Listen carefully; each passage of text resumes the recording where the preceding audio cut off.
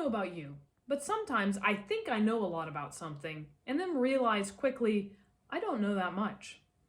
This week, I had a question about bees and pollinators. So let's learn something.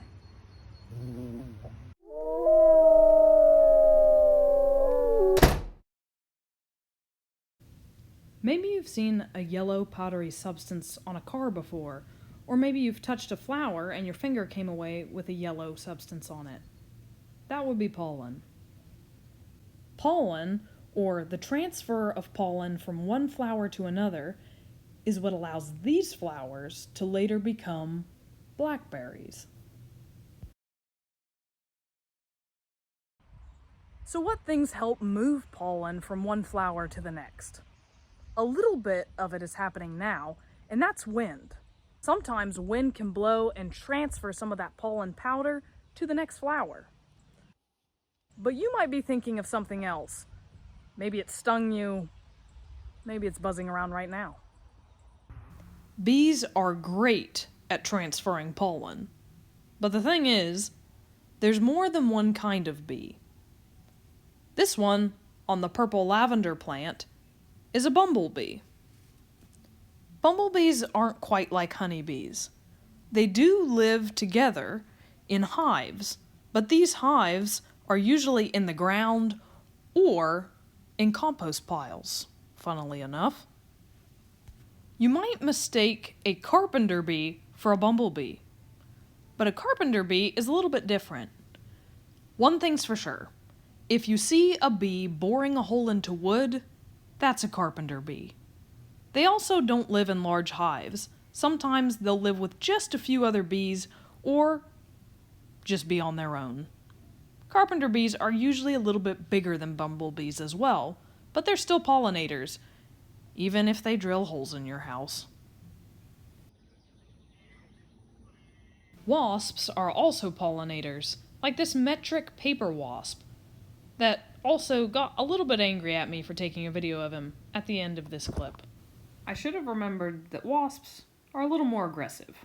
We hear about bees being some of the most important pollinators, which is true.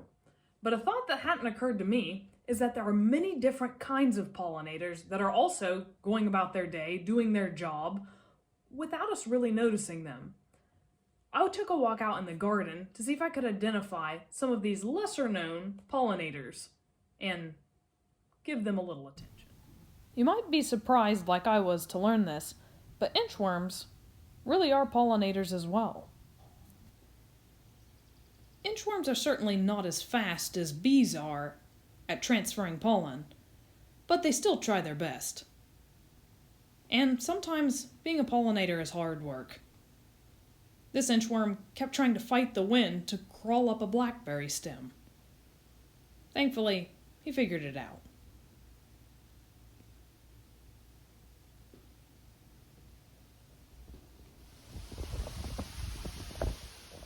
We talked earlier about wasps also being pollinators.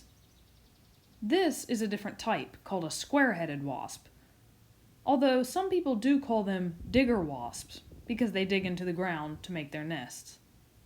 You can see that it looks a lot different from the metric paper wasp that we saw earlier.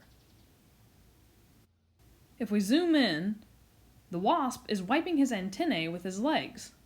He's basically cleaning them because antennae are like a nose and fingers. They help him smell prey, learn a little bit more about what's around him, and touch things. So he needs to keep them clean. Butterflies are another great example of a pollinator. There are about 750 species of butterflies alone just in the United States. If you see this insect, you might think it's really cool with its emerald green head, and it does look that way. But don't make a mistake, this is not a pollinator.